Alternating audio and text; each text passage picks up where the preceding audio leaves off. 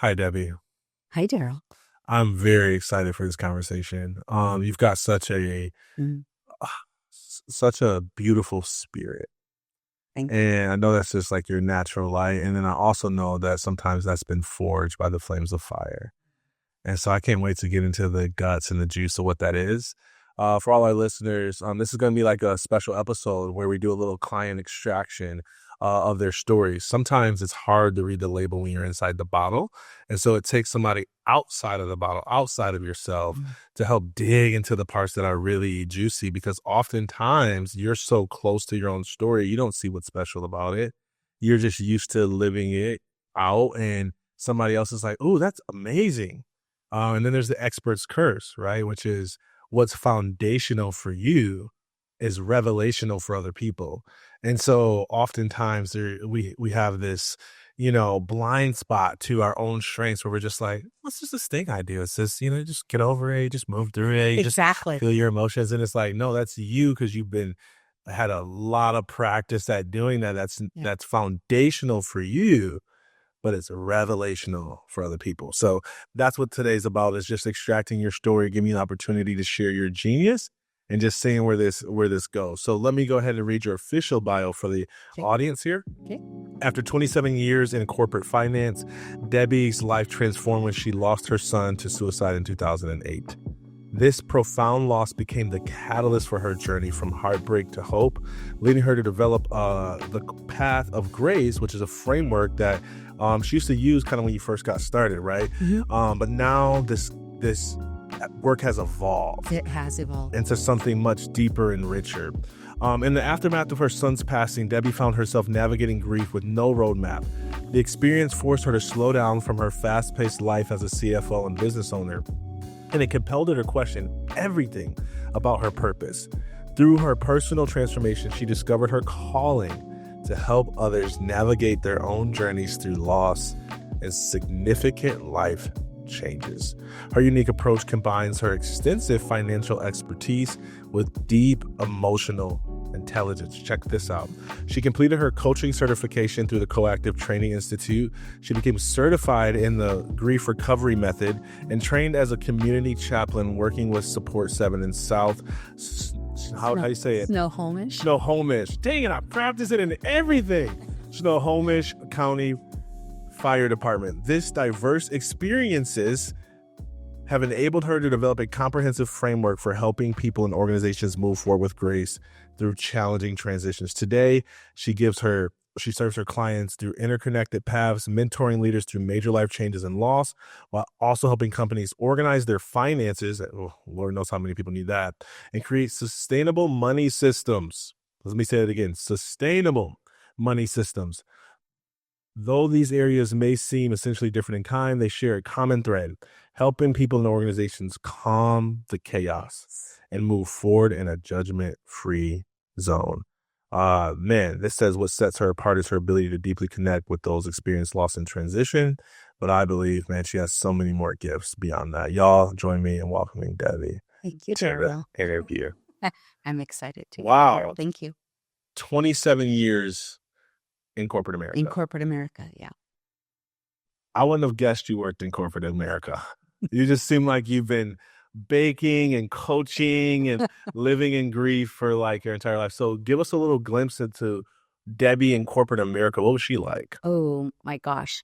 She was someone who would go 110 miles an hour every day. She made sure stuff got done, get out of her way, because she didn't let anything stop her. And when something needed to get done, we just got it done. And it was all about helping businesses grow. So that's what the common thread was for me, is I would come into businesses that were actually growing from 10 million to 25 million, or from 19 million to 33 million in a matter of a short period of time. And so I would come in and literally, if you will, take the chaos that had been going on and go through it to calm it down, if you will, get things in order, put systems in place, get new systems in place, new software conversions, things like that. So as a company was growing, it would be more organized and a lot easier to manage and move through. move through the growth. Yeah. Mm. Why do you feel like growth in corporate America oftentimes comes with so much chaos? Because you don't necessarily know what you're doing. And so it's like, it's the unknown. And so what do I do? So it's like leadership has a plan, and it doesn't necessarily always go the way that they want, but it's learning how to navigate through those changes. And life happens as well. Mm. So, yeah. So if we were to like meet Debbie in corporate America, like what was her dreams? Did she have dreams? What was she after? What was she building? Well, it was all about the company. And it was all about getting done what needed to get done. And I really didn't have a vision for myself. I just was there to grow. I mean, I got my 4-year accounting degree. I got my MBA, and it was all about what more can I do to support a company and its growth. And yeah, so it was just making sure. I always worked with CEOs directly. So whatever it is that they needed, I made sure that it would get done. So like in the last corporate job that I worked at, they had 2 locations, one in Bothell, Washington, and then the other was down in Tecate, Mexico. And then they also had their distribution center, a small one, in Tecate, California, which was right there at the border. So I would fly down to California, then cross the border and go work with the team in Mexico. And we just making sure everything flows. And as the company was growing, which was going from 19 to 33 million, I had to learn about how do I hedge pesos so we can be utilizing the exchange rate. And because the manufacturing plant was growing, and so we had to figure out, okay, well, if we're growing, then we need to start doing things differently. So just always working for what was needed to get done with business, the company. So like a lot of people that I know that transition out of corporate America into like entrepreneurship or, retirement, then doing something on the side or something. Yeah. It's because they were completely miserable while they were in corporate. Was that your experience, or No. did you love what you did? I loved what I did. I Okay. loved the diversity. I loved the variety. Mhm. I loved working with people and the team. I mean, it was a design team up in Bothell, so it was a lot of fun.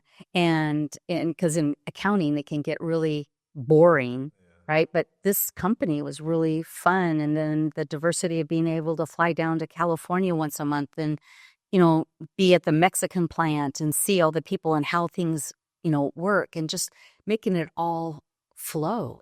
I really enjoyed it. That's good. So walk us into sort of the awakening. Like, so you're enjoying your career, and I mean, not to say that life's perfect and you Right. had no issues, but you have a good career, you're successful at it, Yeah. you're not unfulfilled, Right. Yeah. but then life smacks you in the face. Yeah. I got hit hard. So that's December 20th for me when we were notified that my son died by suicide. And it was it was a Saturday. So my husband and I were out shopping for Christmas. It was snowing in Seattle. So my other son, Brian, who just opened his first business, which was a gym, he went out and bought a franchise. And so Yeah. How many kids total? I had two sons. 2 sons? 2 sons. Mhm. Okay. Yeah. And Kenny And they're and then a daughter in love. and a daughter-in-law right now. Yes, that's Miss Audrey. Okay. Yeah. Beautiful.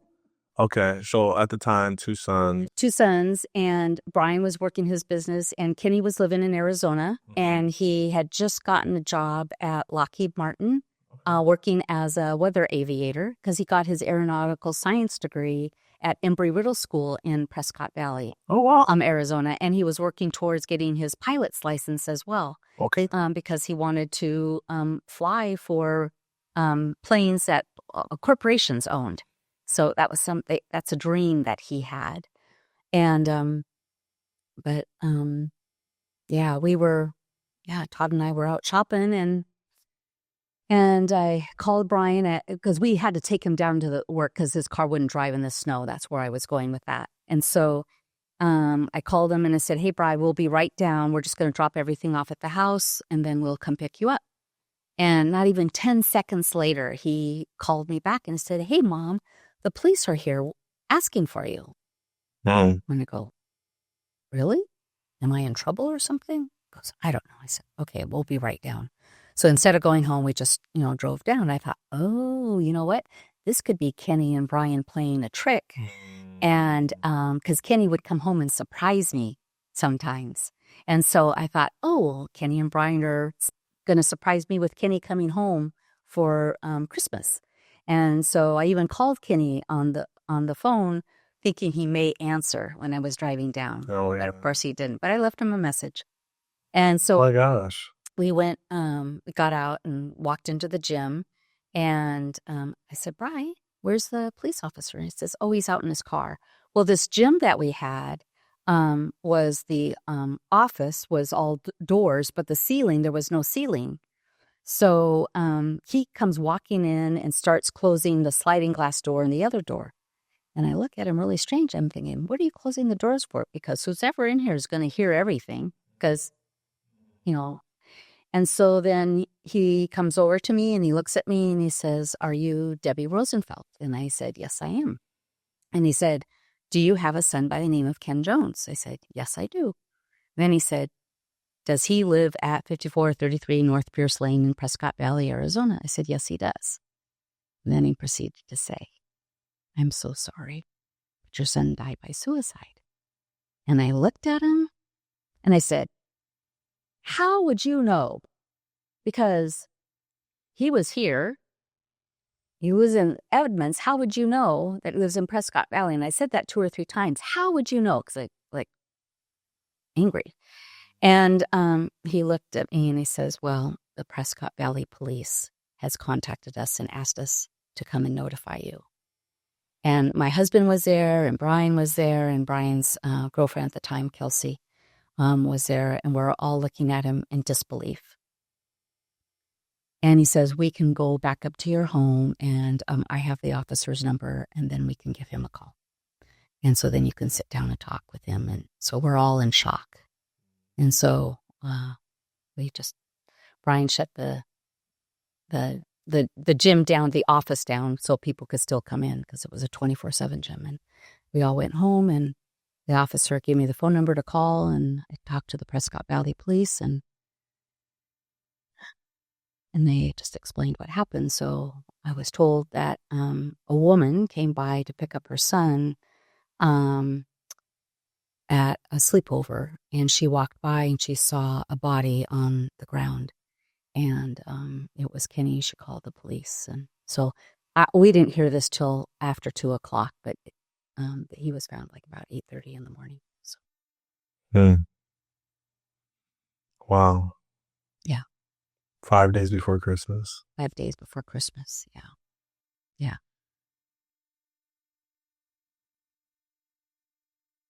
I'm just being with that for a moment. Because obviously I'm a survivor. So I know what that's like. I know that one of the things my family, not just my mom, but my entire family wrestle with is like, what they do wrong? Like, how in the world did their son, who was so supported, get to that place? And from the sounds of it, Ken had dreams. Yeah. He wanted to He did. get his pilot's license. He did. He had dreams. He planned his life at 16. So what was the depression? Was it an illness? Was it something that you seen signs of? So I believe so, because that's what his journals share with us.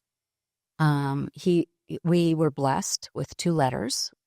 One letter that shared what he had posted on MySpace, because it was MySpace back then. And it was a pretty deep letter. And I don't know if you recall, John Mayer wrote a song, Something's Missing.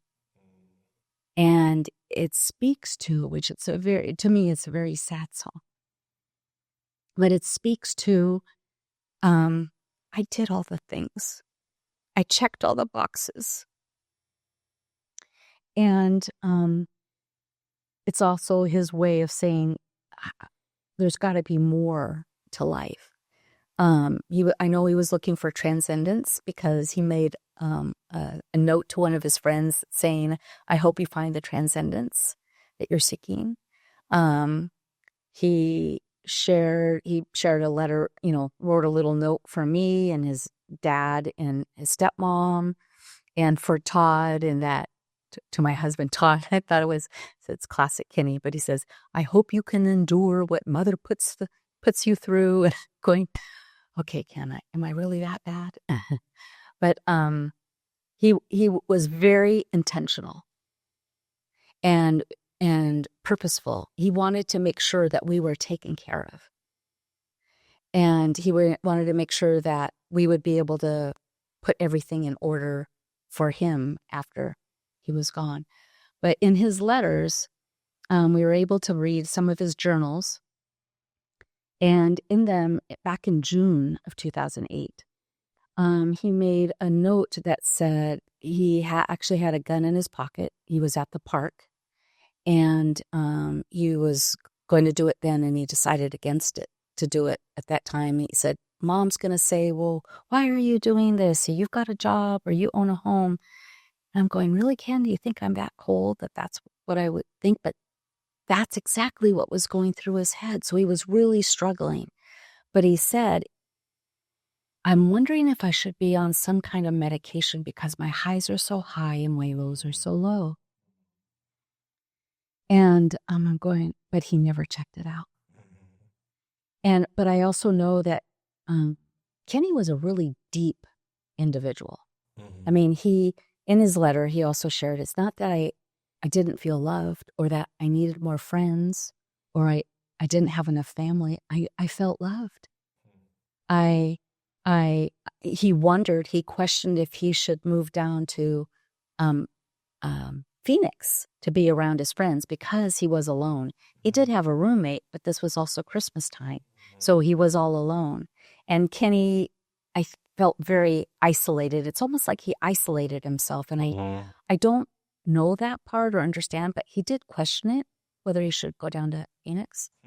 I also know that one of the check rides that you have to pass when you're getting a license, a pilot's license, is what they call it's based on instruments. So what they do is they black out the screen of the plane, and you're flying based only on instruments. And he could not pass that check ride. He tried 5 times. And so I think that was one thing that put him over the edge. However, his grandfather, his stepmom's dad, reached out to him, who was a pilot for United Airlines, I believe, and told him, said, "Hey, Ken, I can help you. It's not just because of that. So know that there is help. You don't have to wait." But he really never sought that out.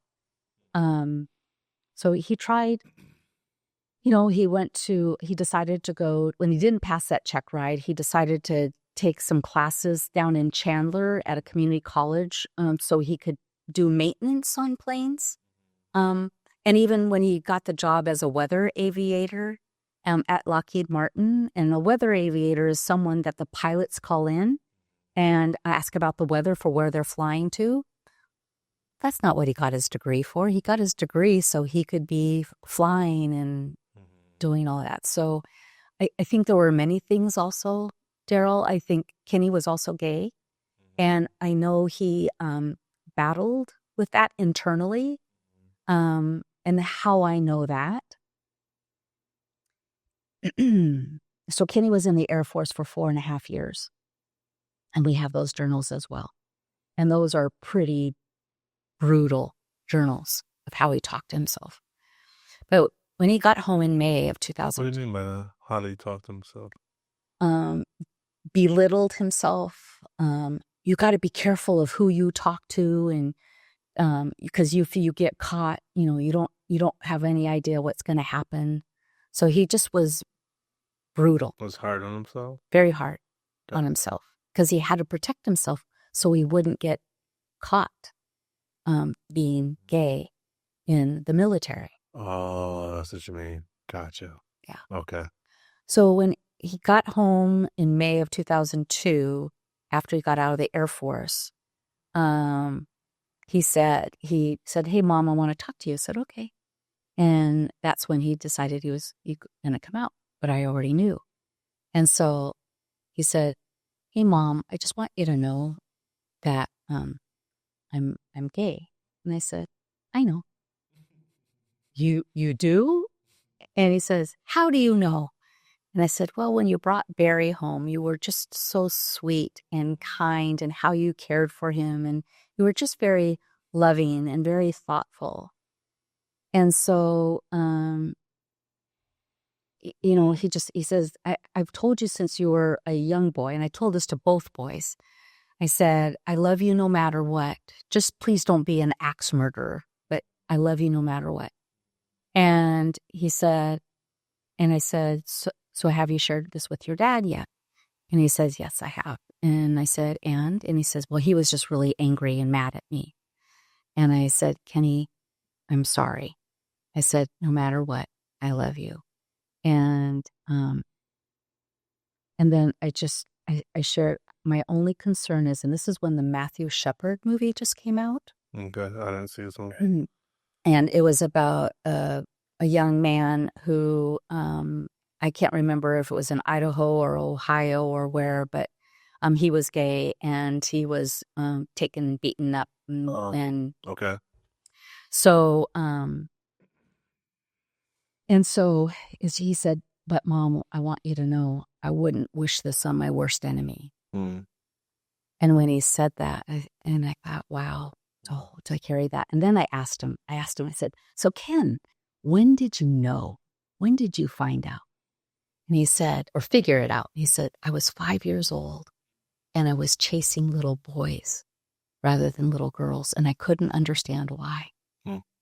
I'm going, wow, to know that at 5 years old, but to carry that and not feel safe to share that with your mom or your dad or your brother or friends until you're, the age that he was. So that was back in 2002. He was born 1978. So, so he's 22 years old.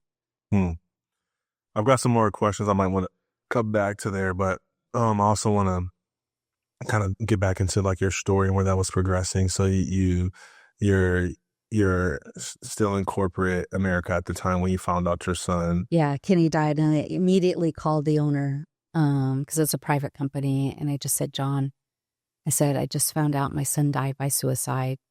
I'm going to have to take some time off."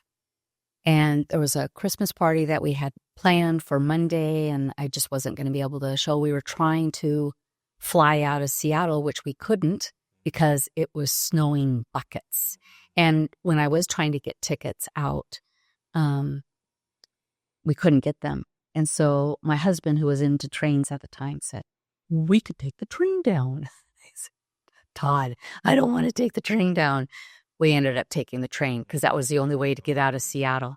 And so we took the train from Seattle to Sacramento, and then flew. My uncle picked us up in Sacramento, and then we flew to Phoenix. And then we had to drive an hour and a half to Prescott Valley, Arizona, and we arrived at 4:30 p.m. Christmas Eve. Wow. It took that long. It took that long. Yeah. And you're just trying to get to see your son. That's like traumatic in itself. Just in itself. Plus the fact is that, so when you're out of state and somebody dies, basically when you're notified, you talk to the medical examiner, but they cannot give you any help. Mm-hmm. And I'm going, "What do you mean you can't give me any help? How am I going to find a funeral home?" I had to figure it out on my own. But how do you do this when your mind is in chaos? And I did. I found a really nice family called Wakefield, I believe it was. And I shared with them, and they said, "Yes, we'll take care of it for you."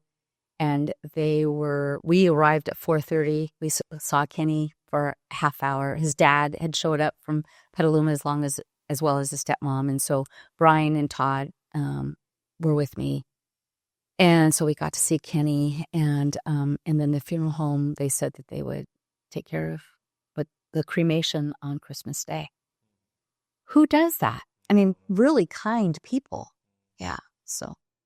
So then you had Christmas. That was probably challenging. Very challenging. We went over to Kenny's house on Christmas Day, and we went through his home, and the police had been there. And so what Kenny did was he was playing that John Mayer song, Something's Missing, on his laptop, his Apple.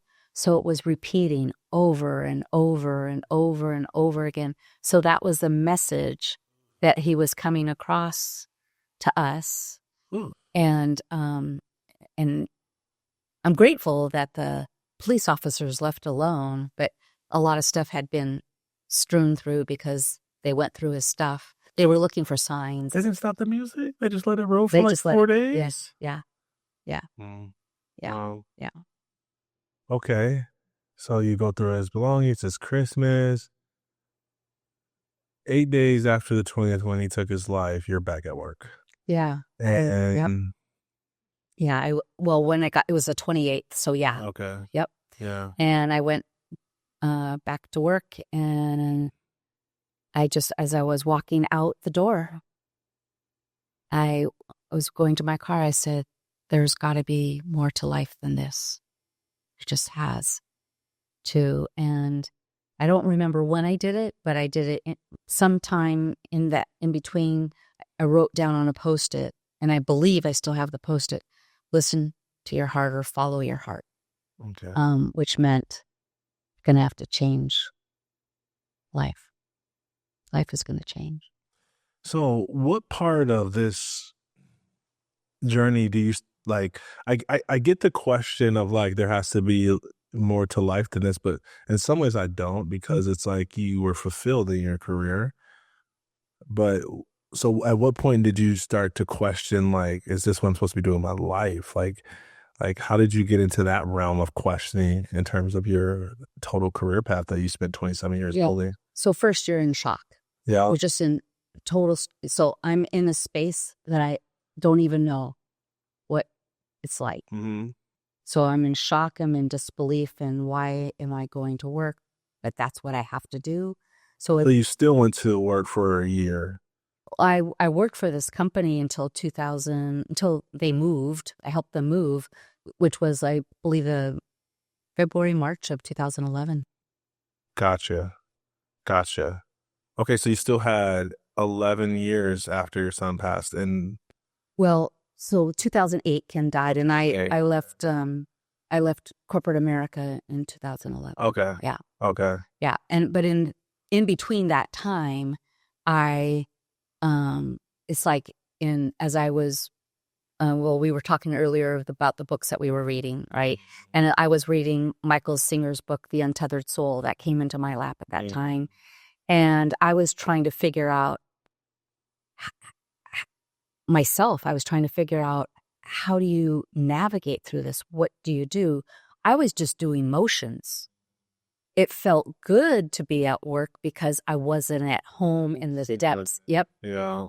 And so I decided in, I want to say July or August, I was going to go directly into coaches training to become a certified coach.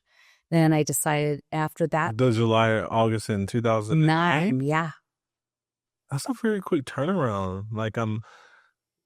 How did, you just, because you were still grieving yourself, but you just decided you wanted to help other people? Is that what Well, I already had been coaching people around finance, investors, or people who were trying to start a business.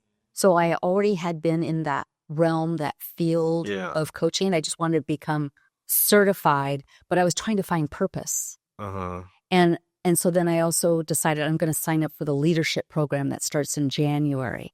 Again, looking for purpose, because even though I was fulfilled in what I was doing, numbers just wasn't cutting it for me at that time. Mm-hmm. And it's almost like the grief opened up a deeper well for you. It was like losing your son, just like opened up this whole part of yourself, It or literally awakened. it literally turned my world upside down. Yeah. And it's like even my husband, Todd, 90 days after, he looked at me and he said, "So when am I going to get the old Debbie back?" Hmm. And I looked at him and I said, "Never." Hmm. So it's like we think that even after somebody dies, our life is going to be the same continuing on. No, this was like my son. My son was no longer here. And I needed more purpose. I needed more depth in life. It's like, don't bother talking to me about the weather anymore. It's like the conversations that we've had earlier today, all this work that we've done, that gives me fulfillment. Working and being with people like yourselves and like Brittany and the people that I've met this last year, there's depth there.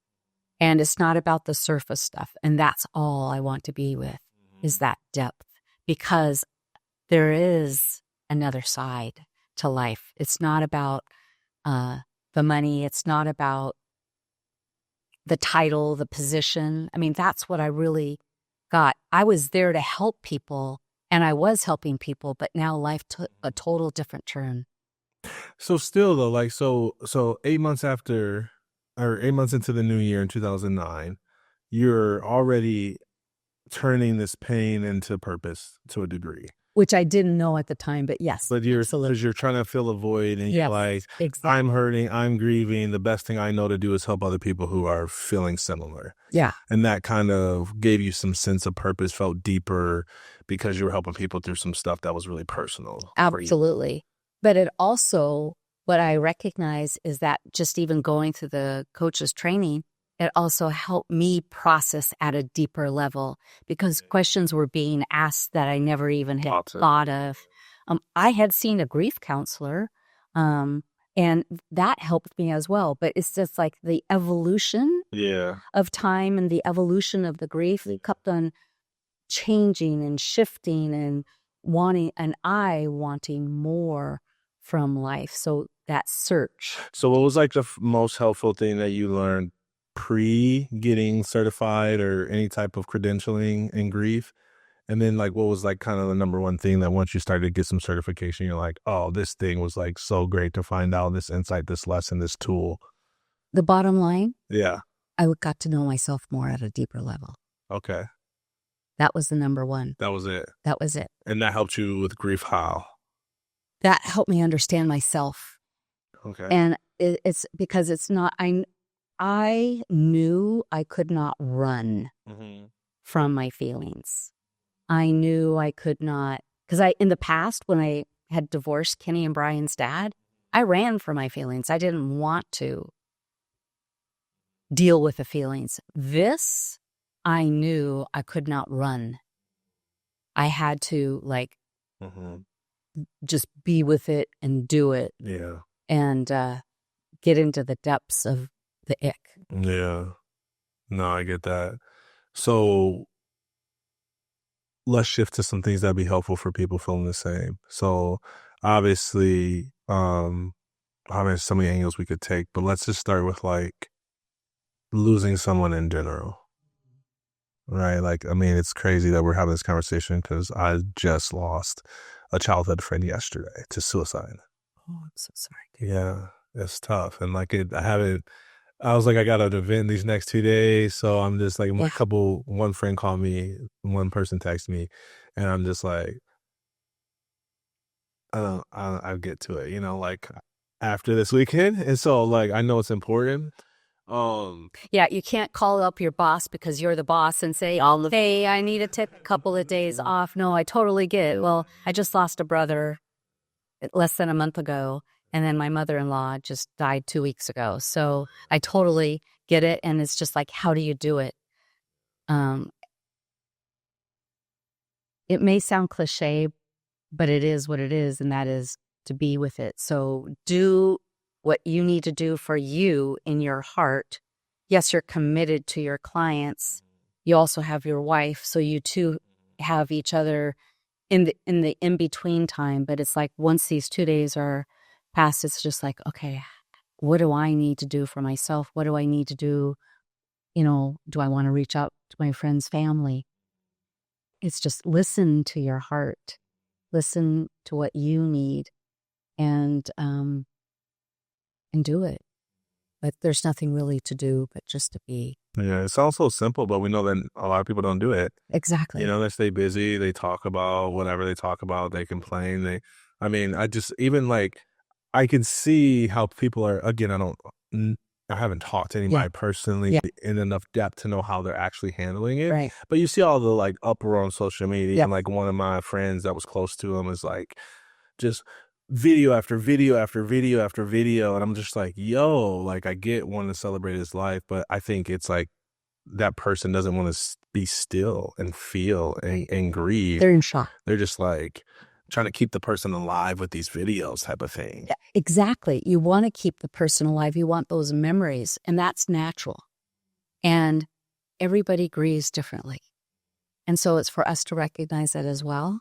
People grieve through anger. I didn't get angry for 2 years. People grieve through crying. Some people grieve through eating or drinking, but that's just numbing the pain. And it's not to numb the pain. It's literally like, how can you surround yourself with friends, family that will support you or that you can support each other? And quite honestly, there's no doing here. Literally, there's no doing. It's just breaking bread and being together and crying together. I mean, it's that simple, but there's nothing that you have to do. You just got to listen to hear. So hard. Yeah. Because the emotions, when they get overwhelming, it's like it's hard to think clear. So like I'm even thinking about the scenario you gave me with like, listen to your heart. Maybe it tells you reach out to the family. Maybe it tells you do whatever. I already know, like the little bit I have kind of like tuned into the heart. It's like, I feel like because I talk about mental health so much, I am a suicide survivor and I'm a leader in our community. And he was like, I mean, we were way more friends in like high school, college than we were like the last like 10 years or so. But I feel like this pressure to say something. And I bring this up because I know, like, when I was pastoring, this was the same way. It's like, someone passes away in the church and they're looking for the lead pastor sort of to make a statement to comfort the people and things like that. And it's so hard because you have your own emotions when you're grieving. And it's like, I feel this need to say something comforting to other people. I feel like everything comforting I have to say is cliche. So I don't want people to think like, oh, motivational speaker saying it's a cliche thing. And so like, as much as my heart like wants to help, there's like too much emotion and too much sensitivity around the death that it feels easier to just say nothing. It does. It is easier to say nothing. However, they just want to be seen. The people who are grieving just want to be seen. You don't have to do anything for them. Just say, I see you. Mm-hmm. My heart's with you. And leave it at that. And then when you do feel at the right time, what you feel is calling, because you're being called. When you're called, you know it.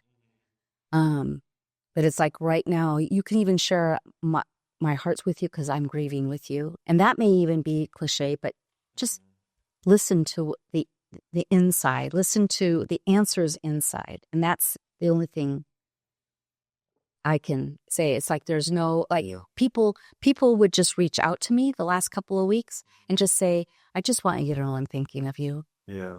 Beautiful. Yeah. Thank you for reaching out. Yeah. I just saw somebody in Costco I haven't seen in probably over a year. And I said, Dan, it's so good to see you. And I just gave him a big hug. And he said, Debbie, I'm really sorry. I just heard. I said, thank you. But it's just little moments like that. I call those God moments. So I love that. I'm taking a note or two. Okay. But I have something else I'd like to share when it comes to Kenny. And, a lot of parents, people leave with the thought of, God, is there something that I could have done? Yeah. There's something more that I could do. Yeah. That's a really big one.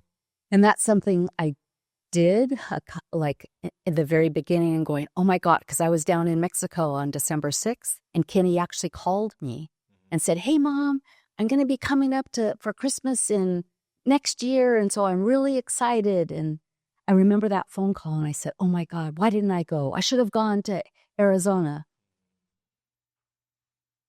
Why should I have gone to Arizona? But that's the rationale that was going through my head. And then, but also, it's like there's something inside of me that did not turn it around and made it about me, because it's not about me. It was what was Kenny, what Kenny was going through.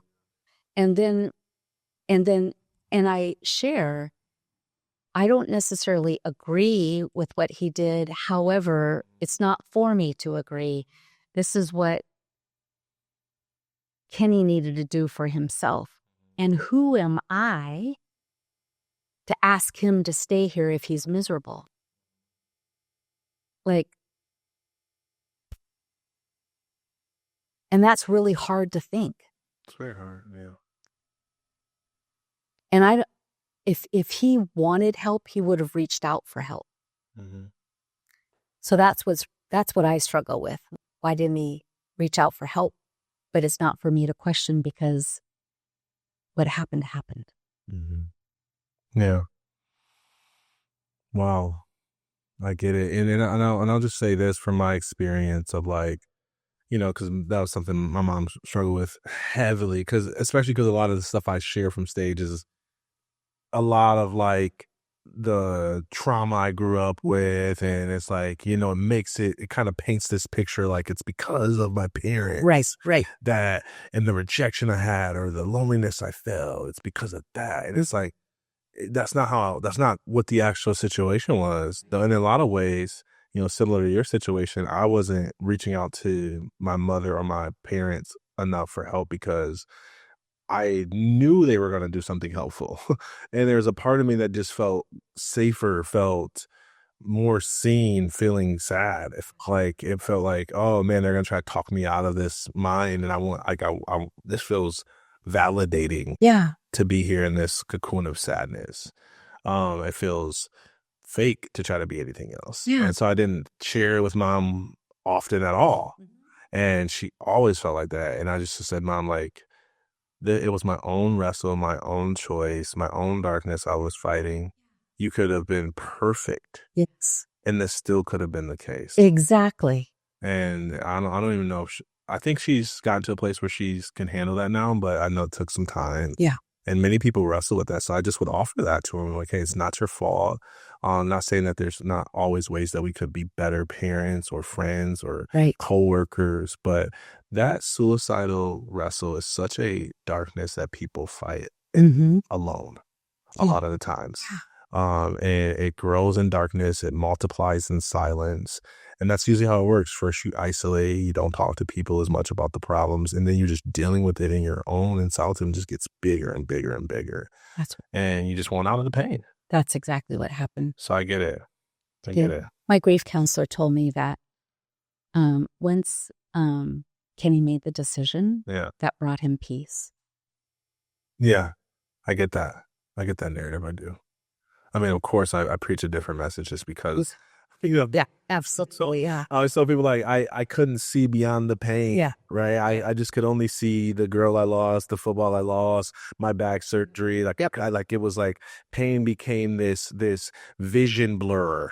Right. Yes. It's just like, man, I just tell people, you can catch just a glimmer of hope on the other side of your pain. If you have one thought, if you have one video, if you get one moment of inspiration, if you see an image, light, flack, you can just grab onto that little hole of sight.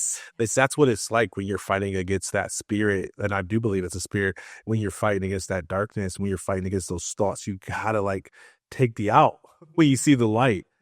Because once I got a glimmer of that in the psychiatric unit, everything changed for me. Yeah. It was so dark, and like, it was thick darkness. Yeah. And that little bit of light. Yeah. Just a little bit was enough for me to go, is that light? Yeah, I want more of that. And I couldn't find it. Yeah. It had to find me. Yeah. So I just, encourage anybody who's facing that darkness, just lean in.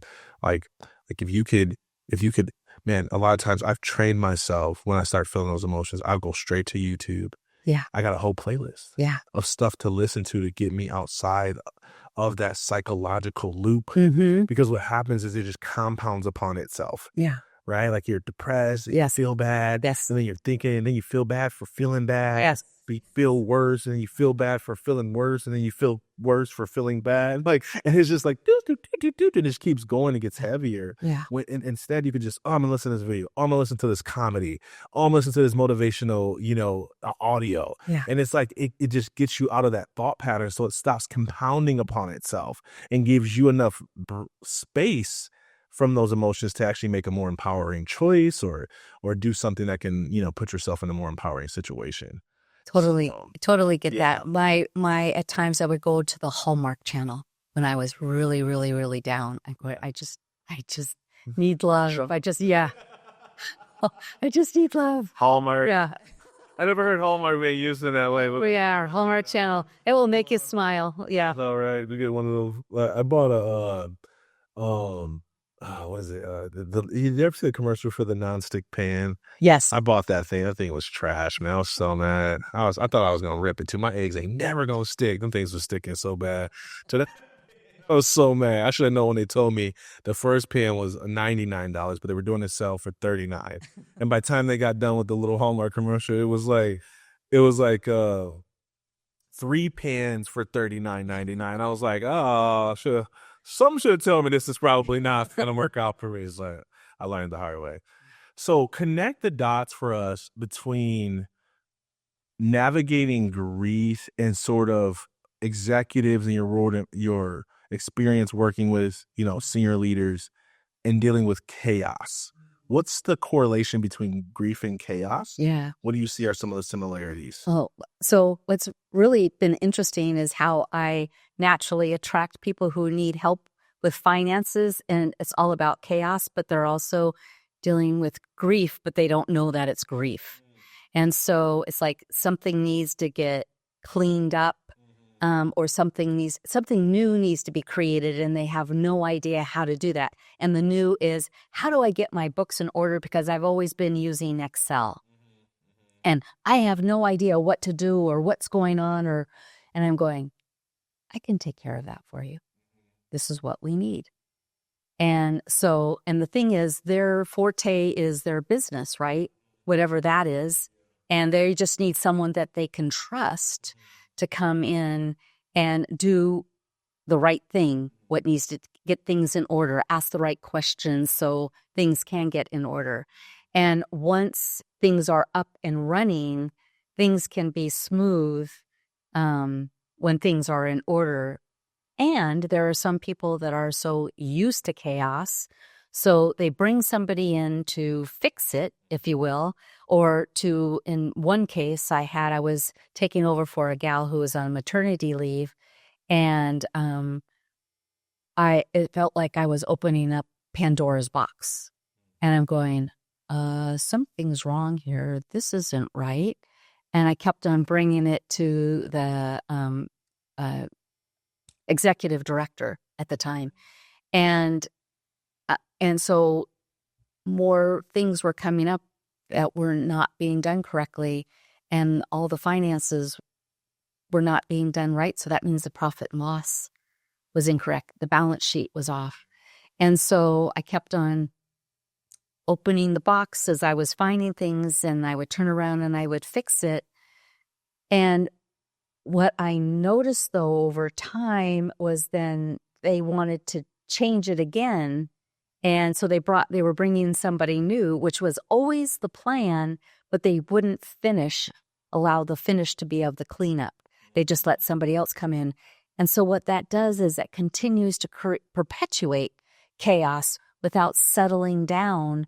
Let's get one thing done so you can feel good about the finances, so you could give it to your board, so you know exactly how the business is performing. So there's so many different scenarios where people just want things to be cleaned up, which you can do that, but then there's some that constantly live in chaos, And they continue to create that chaos because they have not dealt with whatever's going on internally for themselves, even as a leader, executive director, CEO, whoever that is. And they just continue to perpetuate. Yeah. Yeah. Yeah, I know. It's confronting to look at our psychology. Yes, It's confronting to look at the world that we are creating for ourselves exactly. because it requires us to take ownership. And most people want to deflect ownership onto other people, especially leaders that get used to delegating. It's like, oh, well, it's the team member's fault. It's Exactly. not.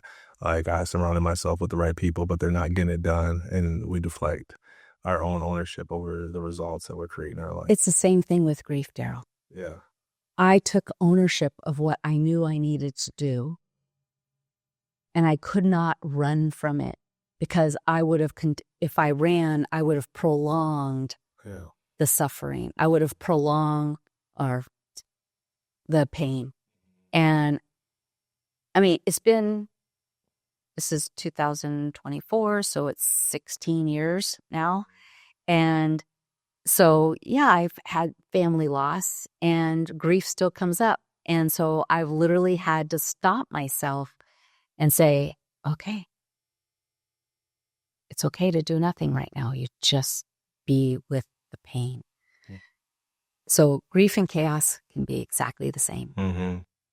So at what point does being with the pain turn towards from being to like empowerment? Like at what point do you get off your tail? Yeah. Like at what, like, because I could see a lot of people that are stuck. Yes. And they're using the label Yes. of beingness. Yes. For being like, like, oh, I'm just being with it. And it's like, yeah, but it's been like a year. You know what I'm saying? And I'm not trying to like rush anybody's healing. But they're not doing anything different, right? Correct. Yeah, because they're just being with it. But it's like they don't know what to do. Yeah. They don't know how to move forward. And the point is to have to express it, to have either a grief counselor or talk to a confidant that you feel comfortable with and you feel safe with. Yeah. Because number one, people want to feel safe. Yeah. And they not feeling safe in their grief. Because, and the thing is, I did this too, where you're talking to your friends always and think, oh no, I don't need a grief counselor. Yes, you do. Because after a while, your friends get tired of hearing it, unfortunately. And your family gets tired of hearing it. But I could feel it. I could feel it when people were tired of it. And I'm going, okay, this doesn't serve. I need to go to a professional that will help guide me to be able to move forward. I've always been this individual in my life where how do I move forward, but learn how to be with, and it's just with Kenny, the experience with Kenny's death that I decided, okay, I got to do it differently. Yeah. And so, but based on what I know today and the last 16 years, the steps that I did take was all about moving forward, but I was still dealing with the pain. And you do move through it. And it's also the people that come into your life. Like I shared the story with you that this one friend who shared with me, it has to have been more than 5 years ago, where she sat me down and she says, Deb, I just want you to know that you continue living your story and you are not your story. But that was my way of hanging on to my son's memory or his energy. And I was mad. I was really angry with her for even sharing that with me. But then like 10 days later, I thought, okay, I hear what she's saying. I don't need to continue living my story. Kenny will always be around no matter what. I need to let go of that story so I can move on and living. And I can still help people, but I don't have to make my story for the rest of my life. Yeah. Yeah. I'm here to help people, but not to be stuck in my story. Right. Yeah. How does one tell when they're stuck? When tears are constantly coming to your eyes. Because once I got to the point where I was no longer crying when I shared my story, I was going, isn't this interesting? And I'm going, I think it's really helped. I've really moved on of not constantly identifying that time in my life, because it's also helping me to grow in other ways, and how I can share with people how they can grow in other ways as well. But we tend to stay stuck in our stories. And so if someone is saying, I'm still being in the beingness of it, that means they're being stuck in their story. So they're still unraveling. Yes. They're like, if it's still so sensitive and touchy. Yes. Because they haven't separated the identity from that time and period in life. Exactly. Then they're probably stuck. Yeah, absolutely. And here's when I was with Kenny in 2006, I went down to visit for 4 days, and I was reading the book, A New Earth. I think it was that book. And there was a chapter in there that shared with me that when the kids turn 18, you no longer hold the role of mother, but you hold the title. I cried for days when I read that. I'm going, what do you mean I'll never be their mother? No, he said, you'll have the title, but you'll no longer have the role. And I got it. And so I believe in my mind that seeing that helped me also recognize that when Kenny died,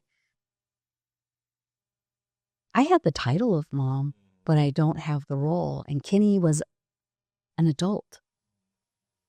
And so it's just, we get messages all the time. It's just, are we listening? Not if we're not feeling. Exactly.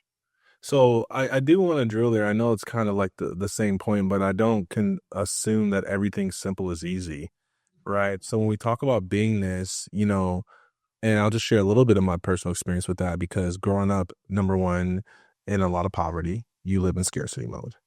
Number two, in a go-getter, always hustle, 24/7, grind, no sleep. That's kind of like the mentality I had as an elite athlete.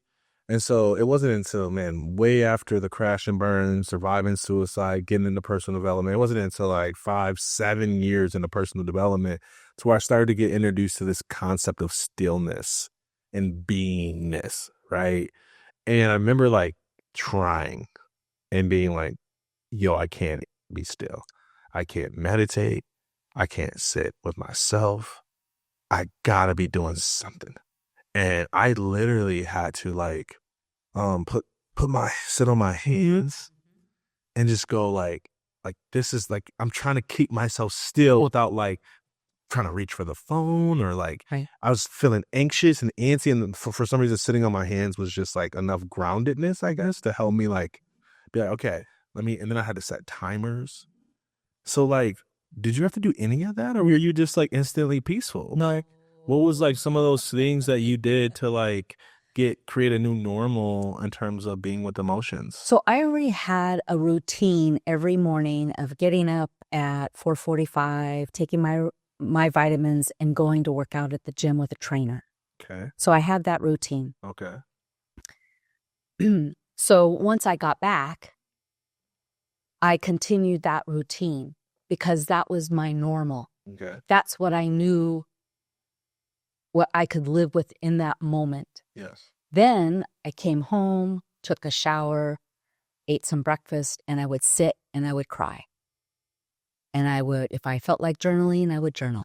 If I felt like reading The Untethered Soul, I read The Untethered Soul. And then there was times I just cried. And what I was doing was I was just in the moment with my sadness, and I was trying to prepare to go out into the world. Because so you habit stacked. That was one thing. Yes. Right? Like you stacked the habit of being with your emotions on top of something that you already had. Yes. A discipline in doing. Exactly. Okay. And that working out at the gym, punching a bag, my trainer just helping me with moving my body. I would cry with him. I would cry at work. And what I would do is close the door. People would know. Just leave her alone. Okay. but I created that habit and I also changed my hours. I worked only from 10 to 4. So someone who usually would be to work at 8 o'clock and would work till 7 or 8 o'clock at night. Okay. I went from 10 to 4. Oh, wow. And So then you gave yourself space. I gave myself space. Okay. I also only worked 4 days a week. I moved to 4 days versus 5. And I would do nothing. And literally, my body would shut down and I would say, I all I can do is sit down. And I was really confused by that. But it's just like, I'm not going to work for you anymore, so sit down. And it was frustrating, but I had to listen. Yeah. Yeah. And so over time, and then after we moved all his stuff from Arizona to Seattle, then I had to go through that stuff. And my dad gave me 3 months to do it because he had this big, huge garage. And I asked him if I could put his stuff there. And he says, yes, but you only have 90 days. How can you do that? How do you get rid of your son's stuff in 90 days? Yeah. You don't. But I did. So, and I had help. So you just do what you can for the moment and do the little things. And, there are people that will reach out. Also, I went to see a grief counselor. I had to. And we also, we went as a family too. So Todd and I and Brian went to a counselor like 6 times just to talk about it. So discussing it with family, but having a professional there just to help you process or understand. It's so good. The counseling is amazing. Highly encourage it. I have multiple. Multiple. Yeah. The thing that's fascinating me that I think about your story is like this part where you're like, I was working out. I'm like working through these emotions, and then I like you said this phrase of like they got used to it of just letting you do your thing and cry. And I think that's an important point because in my experience in helping people to grow with being in emotion is like, it is not always pretty. Right. Especially if it's been suppressed and repressed. Yes. It's like, it comes out messy. It can explode. It can be angry. It can be loud. It can be shrill screams. Yes. Like, I can feel it right now. I'm like, and I used to see this a lot in church when you used to do like deliverance and stuff like that. And you're praying for somebody and then you hear this like scream come out of them. I'm like, yeah, that's like a childhood trauma scream. That ain't like got nothing to do with nothing. We just pray for. Like that person just released some stuff. So like I'm seeing you punching, and part of what body movement does for emotions, it starts to move it. It starts to loosen it up. Yes. Energetically, you create an opening. Right. So I tell people it's hard to be depressed and out of breath at the same time. It's actually impossible. Right. Because you got to fight for one. Absolutely. And I also saw an energy worker as well.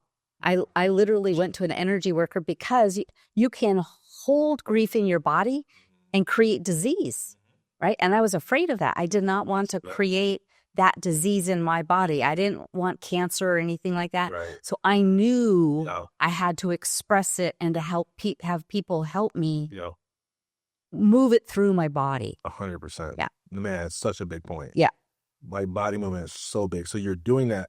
And then just the space to be emotional uncontrolled. Yes. Like if there's, I don't know if anybody will take action on it. But if you're dealing with like heaviness, chaos, heavy emotions, one of the most powerful things you could do is have a space where you can have uncontrolled emotional expression. One of the most powerful things I've ever did in my healing journey, to allow myself to cry, to kick, to scream, to yell, to have an expression that was uncharacter-like. Yeah. And it was so healing to do that because it was like, I don't know, it's something about, it was like giving that emotion a voice. And because I was giving it a voice, now it was like losing its power. It was being moved up, out, and through. I had space. I had levity. And you had a safe space. I did. Safe is. But I was creating safety in myself with that emotion. Yes. And I think people are so scared. Think about like how many times, even in grief or in chaos. Yes. Matter of fact, I think one of the ways that chaos gets perpetuated is because of the suppression of the emotion. Yes. You got to suck it up, buttercup. Yes. Keep on ticking, keep on moving, that type of thing. Yes. And so, and I think that's one of the reasons why it just keeps being more chaotic, because you don't slow down enough to listen. You just kind of keep, right? Same thing with grief. You're trying to move it through, or you're trying to suppress it versus express it. Yep. 100%. 100%. I might have just lost my train of thought because I was like getting all buzzed up and excited about that. But let me see if I can bring it back. I was talking about this concept of unexpressed or having a safe space to fully express your emotion as a healing method for dealing with chaos and dealing with overwhelm and dealing with depression. I think it's a really important point. And I was talking about creating safety within myself from the emotion. Okay, because here's what happens. People are so uncomfortable with their own emotional expression. Most people's like vulnerability when it comes to emotions is crying. Yeah. Is like shedding 3 or 5 tears. Yes. And just the thought of them shedding a tear, they start apologizing for it. Right. Exactly. Oh, I'm so sorry. I'm getting ready to get emotional. Like, sorry, emotions come in. Let me apologize and push it down. Right. Versus, you know what, man? I've had a space away from everybody, safe within myself, to be with my own emotional expression. I didn't cry. I didn't see myself ecstatic dance. Yeah. I didn't shout it in joy and praise. Yeah. I didn't yelled and said angry stuff at God that I would never want my church members to hear. Yeah. And because I went to such an extreme place of expression emotionally in private. Yes. Now when I'm in public, I don't got to apologize because I have safety, listen to me, within myself. Yes. I think that's so important. I see that in your story when I hear you talking about working out and then shutting the door because you're getting emotional because that emotion's being moved. Yeah. And then just letting yourself be and them giving you the space to do that. You created emotional safety within yourself. So now when thoughts about your son come up or you hear somebody make a comment about suicide or Christmas comes around again, it doesn't bother you as much because you can be with your emotion. Yes. Beautiful. Oh, beautiful. So good. Yeah. So good. And what we're taught out in the world is that we got to get through this. Yeah. Yes. No. Because that can only work short term. Exactly. And it's only a matter of time. Here's what I say. Whatever you don't express, you suppress. And it's only a matter of time before you implode or explode. Exactly. Right? Yes. People understand explosion. Yeah. They don't always detect implosion. Right. And that is through eating, drugs, alcohol, gambling, retail therapy. Yeah. And not that retail therapy is bad. It's just notice why I'm doing it. Yes. Are you trying to feel better? Yeah. Then that's not going to serve you. Right. Oh. Okay, cool. Let's start to sort of land the plane here. And again, we could talk all day about this, but any other additional thoughts? Leaders dealing with chaos, executives trying to lead while bleed, like any other thoughts? Be with the emotion, get a grief counselor, listen to their heart, speak their heart, create a safe space to express their emotions. Well, and everybody's different. Yeah. So I don't have a formula. I don't work a formula, but what I do is I help people. I create that safe container for them and I guide them. So just know that everybody's different and they have to listen to themselves. And if they don't know themselves, then how the heck are you listening? Because you don't know what's going on. And that's where people, again, turn to drugs, alcohol. I want to go in because I made a note about that. And I wanted to ask you about that because you said that earlier, that grief, that part of this process taught you, like you learned a lot about yourself in the process. Yes. And so I'm like curious for the person that's navigating grief right now, and how can they learn more about themselves in this process? Like, what is it that you learned about yourself? Do you remember anything like specific? Well, I don't have the book right here in front of me, but it's The Untethered Soul. Okay. That just drew it all out. I was able to self-identify when they were talking about the thorn. Remember the thorn and how it kept on poking you and poking you and poking you and poking you and poking you. And I'm going, damn, that hurts. Okay. When's that going to stop? Yeah. I have to stop it. But how can I stop it? I have to learn to know what I'm poking is hurting me. And why am I doing that? And for clarity, what were you poking? So it was like I was making my grief wrong. Or it's like it was so painful. Just allow it to let the thorn be there right now. Okay. It's going to move. It will go. You will be able to pull it out, but right now you just can't. Learning that I can't run from my feelings. Learning that everyone is different. Everybody expresses their emotions differently. Not everyone can be with your emotions. Because sometimes people start identifying with you through their own story, but then they make it about them. And it's not about them. And that's where when we can be with someone in the depths of their grief and not make it about you, just listen. That's all you have to do. So it was starting to understand myself of, oh, this is a safe person to be around. No, this is not a safe person to be around. That's how you get to know yourself. And understand, like, okay, am I eating this because I'm sad, or am I trying to numb the pain? I'll never forget when I wanted to hide.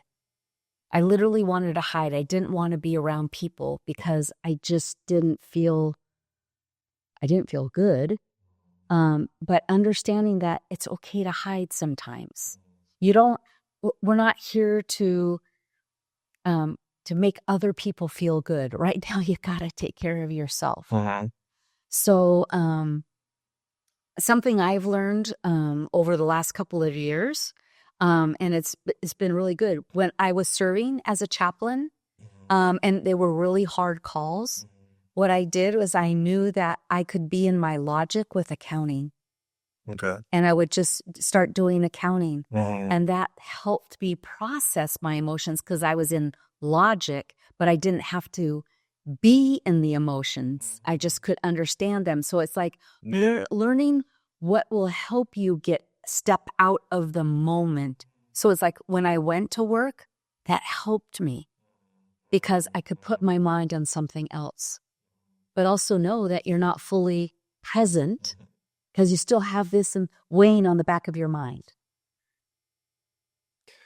Yeah, I'm trying to interpret what you're saying, and part of how I interpret it is like we use this term a lot of times in our work that we do for clients in storytelling because they start telling these stories and then you open up these wells of other stuff that they haven't been able to express just because either not having the opportunity to or just still dealing with it. And we say that they thaw emotionally in our programs a lot. That's good. And so I'm hearing you say what you learned about yourself, but I'm seeing this visual as you're explaining of you just thawing out. And it's like some of what you're saying, I'm like, well, you weren't learning, but you were because your real authentic self was in there, but you had built a life in corporate America and just a way of being where you just didn't listen to your emotions. Exactly. And so now you're listening, you're like, oh, actually, the real me knows if this relationship is misaligned or not misaligned, knows if this is helpful for me, knows if this is fulfilling for me or not fulfilling for me. Yes. The old version was just cool with life, doing whatever. And going 110 miles an hour and didn't care who she was going to bulldoze over. Whatever needed to get done, got done. Really? Yeah. You were like that? I was like that. Militant. So here's $1 million question, okay? And then I'll kind of land us. But so usually people that need to thaw, it's because there's something in their life they don't want to feel. Yeah. So I understand like losing your son and like that being very hard to feel those emotions.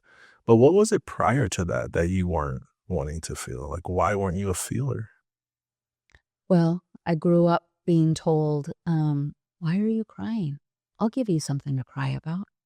So I was taught not to feel. I cannot share my emotions because if I do, I'll get a spanking or whatever.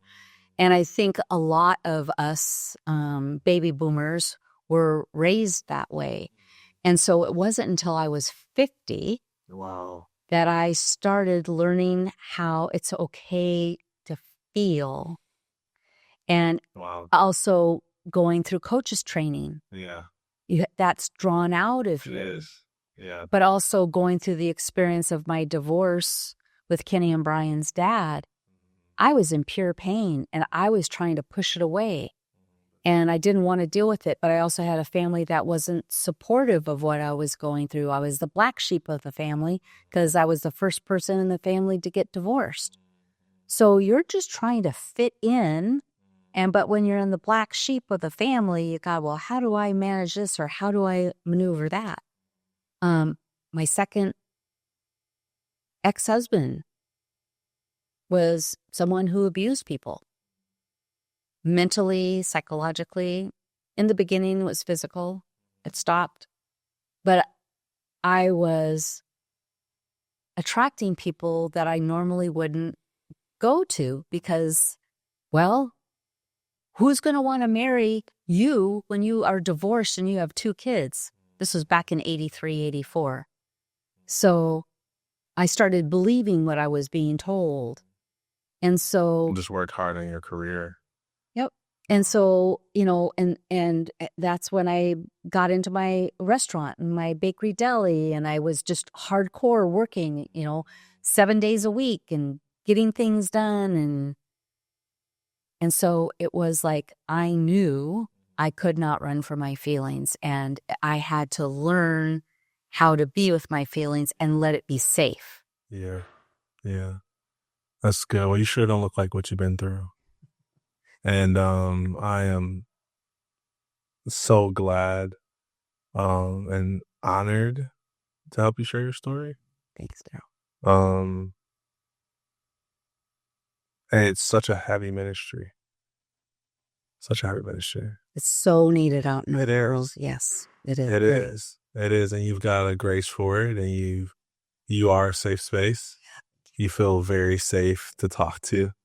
And I just know so many, my mind is just thinking about a bunch of CEOs who I'm like, they need this space. They need someone who they can trust to be fully, fully, fully honest and hold space and not think less of them. Yeah, exactly. You know what I mean? So they don't feel alone. Yeah. They need a confidant that will just hold that energy for them. Yeah. So they feel lifted up through their chaos or their grief, whatever they're going, because nothing's wrong with them. They're just going through something they've never been done before. Yeah. And I love the financial background you have too, because so much pressure comes from financial pressure. Right. And so many, I think of just about everybody that I know that doesn't take adequate space for themselves somehow ties it back to time or money. It's like I'm too busy, or I'm waiting till I get to this amount in revenue, or I'm waiting till we can hire the new person, then and it just, that day just never comes. You never get there. The carrot is like the goal always goes to the next stage. As soon as you accomplish it, it's like, okay, psych, when I get to 10 mil, okay, when I get to 20 mil, I get to 30 mil, when I'm like this other company, when we're number one in our industry. And it's like, no. It's a worthiness issue. Yeah. You are worthy. Yeah. Beautiful. Thank you. Any last thoughts you want to leave the audience with? When you can, be still.